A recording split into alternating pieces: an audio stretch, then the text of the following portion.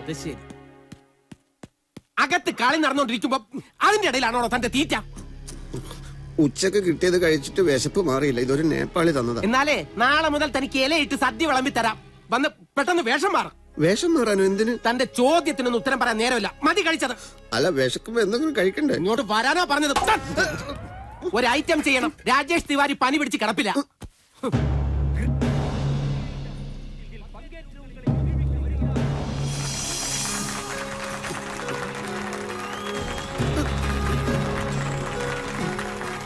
ഈ പീരങ്കിക്കകത്തോട്ട് കയറി. അയ്യോ, ഇതിനകത്തോ? ഞാൻ സർക്കസ് പഠിച്ചിട്ടില്ലെന്ന് പറഞ്ഞതല്ലേ. ഇങ്ങനെയൊക്കെയല്ലേ ഓരോന്ന് പഠിക്കുന്നത്. അല്ലെങ്കിൽ തന്നെ ഇതിലെന്ത് പഠിക്കാനിരിക്കുന്നു? ചുമ്മാ കയറി കിടന്നാ മതി. അന്നാമന്മാര് കൊന്നാ മതിയായിരുന്നു. ഒറ്റയടിക്ക് തീർന്നു. ഇത് കൊലയാണല്ലോ. കിടന്ന് പിറുപിറുക്കാതെ കേറടാ കഴുത.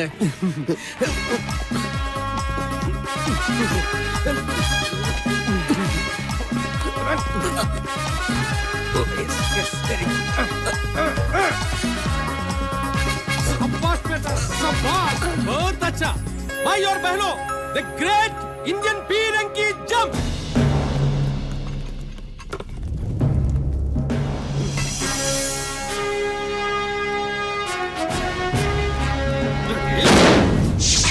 ये डम्बो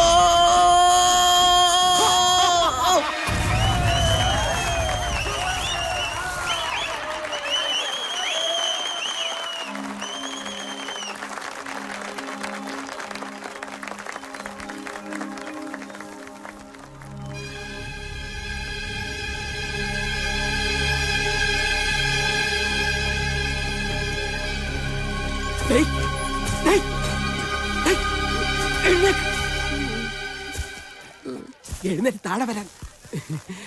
താഴെ വരാൻ.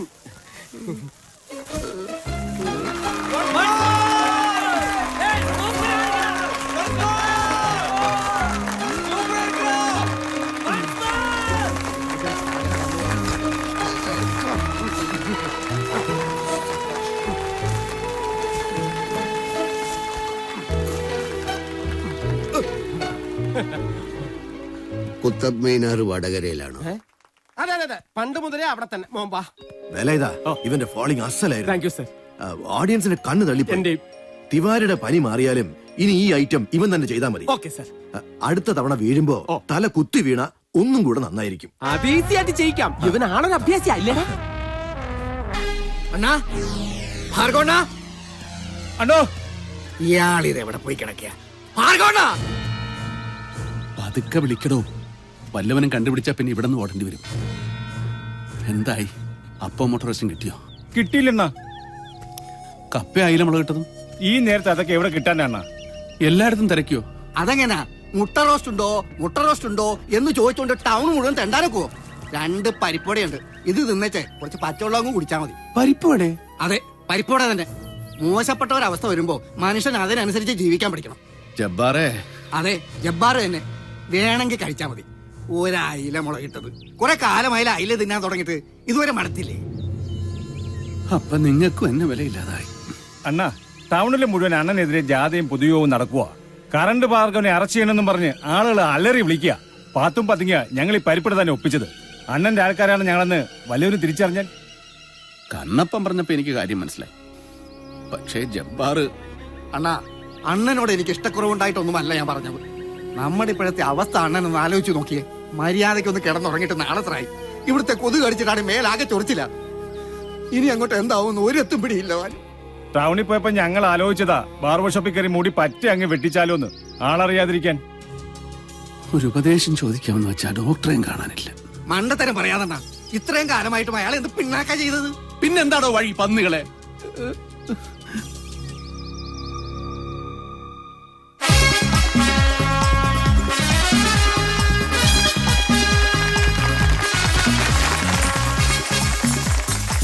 ഇങ്ങോട്ട് വരാനാ പറഞ്ഞത്. വേല ഇതാട്ടെ, എനിക്ക് നടുവേദനയുണ്ട്. അതുകൊണ്ട് അടുത്ത ഷോയ്ക്ക് ഞാൻ കയറിക്കോളാം. ഈ കളി കഴിയുമ്പോ നടുവേദനയൊക്കെ താനേ മാറിക്കൊണ്ടു. ഇവിടെ 30 വർഷമായി ഞാൻ ട്രപ്പീസ് കളിക്കാൻ തുടങ്ങിയിട്ട്. താനൊക്കെ ജീവിതത്തിൽ ട്രപ്പീസ് കളിച്ച് തടി തപ്പാൻ നോക്കുന്ന ജാതി.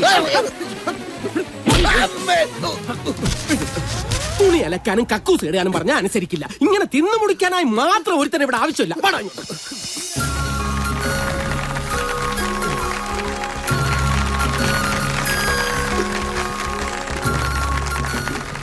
ഓഡിയൻസിനെ നോക്കി കൈവീശി കാണിക്കണ കഴുതേ. മതി മതി, കേറങ്ങോട്ട്. மீண்டும் மீண்டும் பார்க்க தூண்டும் உங்கள் நெஞ்சை விட்டு மாறாத இந்த பீரங்கி ஐட்டம் ஜம்போ ரஷ்யன் சர்க்கஸின்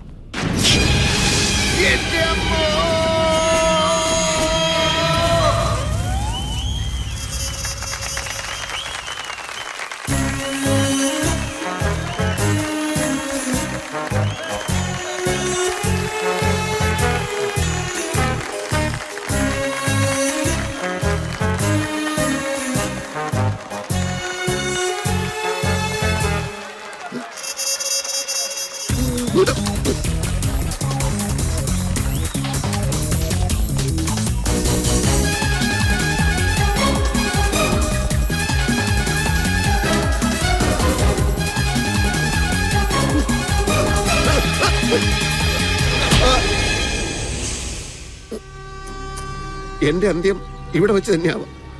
ചുറ്റും ചില കെട്ടിടങ്ങൾ ഉണ്ടെന്നല്ലാതെ ആളനക്കം കാണാനില്ല. നിലവിളിച്ചാൽ പെട്ടെന്നാരും വരുമെന്ന് തോന്നുന്നില്ല. കത്തിയോ തോക്കോ എന്താന്ന് വെച്ചാൽ എടുത്തോളൂ, ഞാൻ റെഡിയാണ് മരിക്കാൻ.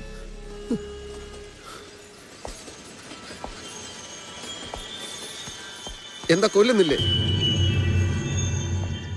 ഞാൻ ആരെയും കൊല്ലാനൊന്നും വന്നതല്ല. ഞാൻ കാരണം ഡോക്ടർക്ക് യാതനകളെ ഉണ്ടായിട്ടുള്ളൂ എന്നറിയാം. മാപ്പ് ചോദിക്കാൻ പോലും അർഹതയില്ല എനിക്ക്. ഞാൻ ചികിത്സ തേടി വന്നതല്ല. ഇനി ഒരിക്കലും അതിന് ഞാൻ ഡോക്ടർ പുറകെ വരില്ല. ആത്മവിശ്വാസം നഷ്ടപ്പെട്ട ഞാൻ കാട്ടിലേക്ക് തന്നെ മടങ്ങാം.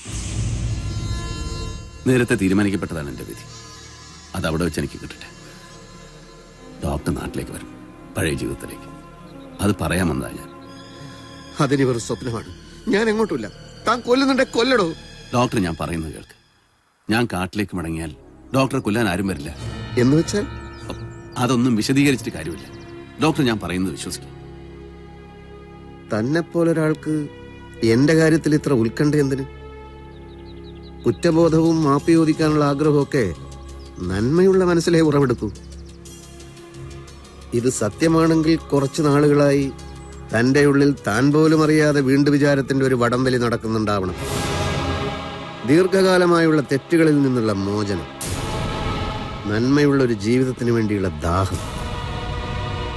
അതുകൊണ്ടല്ലേ മറ്റുള്ളവരെ അപായപ്പെടുത്താൻ ആയുധമെടുക്കുമ്പോൾ കൈവിറയ്ക്കുന്നത്? അതുകൊണ്ടല്ലേ ആത്മധൈര്യം ചോർന്നതായി അനുഭവപ്പെടുന്നത്? അത് തിരിച്ചറിയാൻ ഭാർഗവന് കഴിഞ്ഞില്ല. ഉള്ളിന്റെ ഉള്ളിൽ നടന്ന ആ സംഘർഷമാണ് ഭാർഗവന്റെ രോഗം. നന്മയുള്ളൊരു ജീവിതമേ ഇനി വേണ്ടൂ എന്ന് ഭാർഗവൻ തീരുമാനിച്ചാൽ മതി. അപ്പോ ശക്തനായ ആത്മവിശ്വാസമുള്ള ഭാർഗവൻ പുനർജനിക്കും.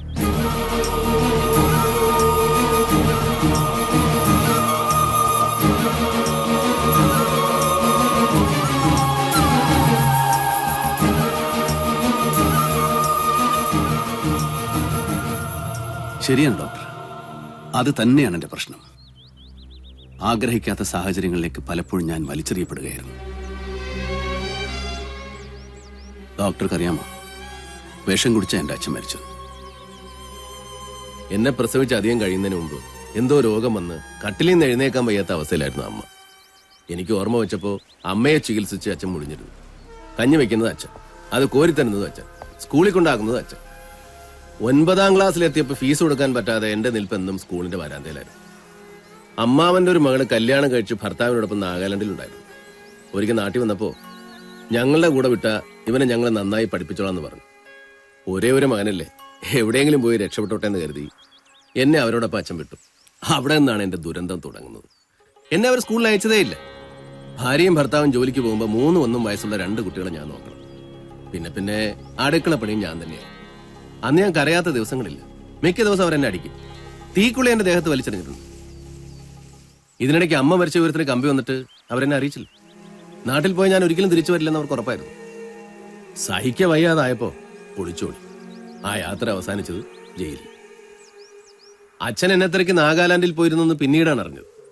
ആ കുരുത്തം കെട്ടവൻ എവിടെയോ പോയി തുലഞ്ഞു കാണുമെന്ന് അച്ഛനോട് അവർ പറഞ്ഞു. അമ്മ മരിച്ച് തനിച്ചായ അച്ഛന് അത് താങ്ങാവുന്നതിനപ്പുറമായിരുന്നു. അധികം വൈകാതെ അച്ഛൻ വിഷം കഴിച്ചു മരിച്ചു. എപ്പോഴും നാട്ടിലെത്തപ്പോഴാണ് ഞാൻ അറിയുന്നത്. പക്ഷേ മദിരാശിയിലെ ഒരു ഹോട്ടലിൽ 2 കൊല്ലം എച്ചിൽ കഴുകി സ്വരൂപിച്ചു വെച്ച പണവും കൊണ്ട് ഒരിക്കൽ കൂടെ ഞാൻ നാഗാലാൻഡിൽ പോയി. എന്റെ അമ്മാവന്റെ മകളെന്ന് പറഞ്ഞവളെ ഞാൻ തല്ലി തല്ലി ചതച്ചു. അവളുടെ മൂക്കിന്റെ പാലം ഞാൻ ചവിട്ടി അരച്ചു. എതിരാളിയെ ആക്രമിക്കാൻ ശീലിച്ചത് അന്ന് മുതൽക്കായിരിക്കണം. അപ്പൊ അച്ഛനെ പറ്റി അന്ന് എന്നോട് പറഞ്ഞതൊക്കെ? അച്ഛനെ പറ്റി സ്നേഹത്തോടെ സംസാരിക്കുമ്പോൾ എനിക്ക് കരച്ചിൽ വരും. അതുകൊണ്ട് അന്നങ്ങനെ പറഞ്ഞേ ഉള്ളൂ. ഭാർഗവൻ, നല്ലവനായ അച്ഛന്റെ നല്ലവനായ മകനാണ് നിങ്ങൾ. ഇടയ്ക്ക് സംഭവിച്ചതെല്ലാം സാഹചര്യങ്ങൾ മാത്രം. ആ സാഹചര്യങ്ങളിൽ നിന്ന് പരിപൂർണമായി പിന്മാറാതെ നിങ്ങൾക്ക് സ്വസ്ഥതയുണ്ടാവില്ല. അതെ ഡോക്ടർ, അതുതന്നെയാണ് ഞാൻ ആലോചിക്കുന്നത്. പക്ഷേ ഞാൻ അകപ്പെട്ടിരിക്കുന്നത് വല്ലാത്തൊരു കെണിയിലാണ് ഡോക്ടർ. എന്ത് കെണിയായാലും നമ്മുടെ ജീവിതത്തിന്റെ തീരുമാനങ്ങൾ എടുക്കാൻ മറ്റാരെയും അനുവദിച്ചുകൂടാ. ഭാർഗവൻ അത് കഴിയണം. വേറെ പോംവഴികളില്ല.